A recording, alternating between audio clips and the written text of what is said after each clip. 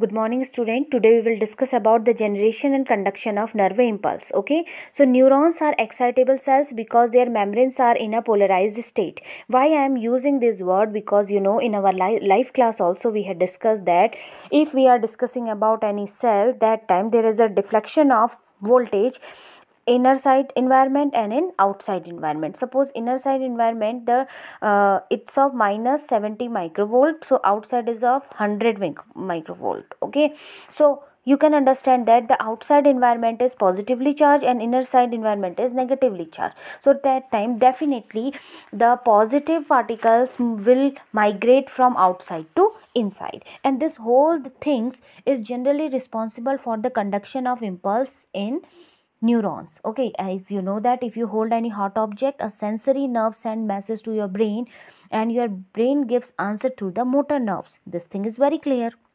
Okay, and it comes under the peripheral nervous system. So here we can understand that if and it is governed by sodium and potassium pump. This is very important, children. You should understand it because this paragraph of NCERT is related with this pump especially, and this pump is only responsible for the conduction of impulse through neurons. Okay, so one by one we will read these lines very specifically.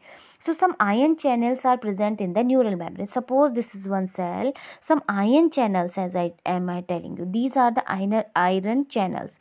No more information has given, but I am going to tell you that 4 type of channels are present in cell axonal membrane. These 4 type of channels are leaky channel. First one is leaky channel.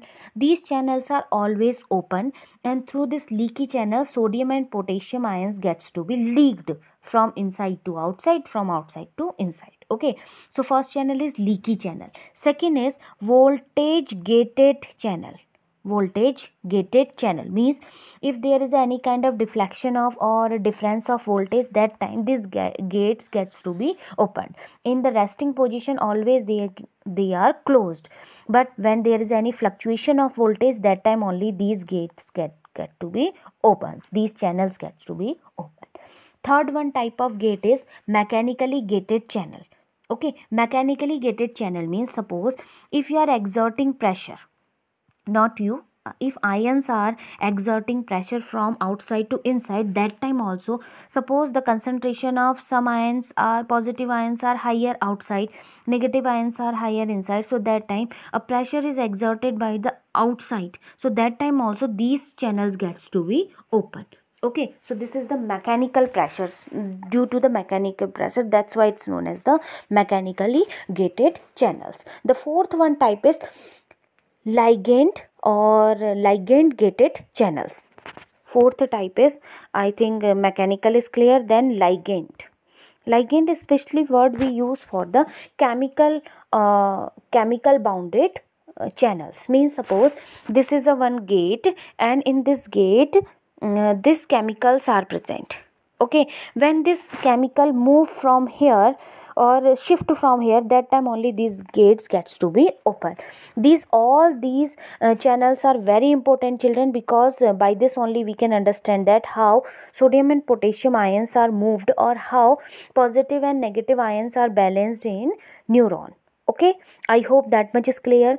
When a neuron is not conducting any impulse, when the impulse is not moving or not conducting any impulse, that time it is known as the resting stage. And as I told you, in resting stage axonal membrane is more permeable to potassium ions. Means in resting stage में ज़्यादा potassium ions move होंगे as comparative to sodium ions.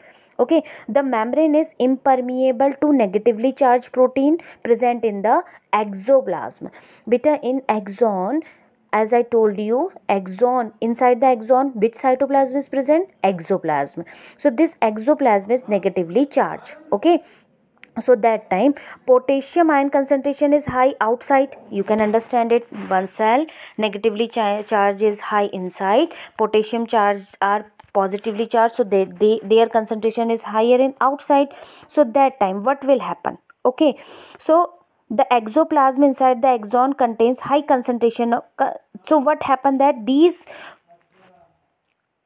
potassium ions move towards the inside. Okay, and the lower concentration of the potassium ions are higher and negatively charged proteins and lower concentration of sodium ions. Sodium ions बेटा बाहर ज़्यादा है क्योंकि potassium अंदर ज़्यादा है. Okay, so try to understand it.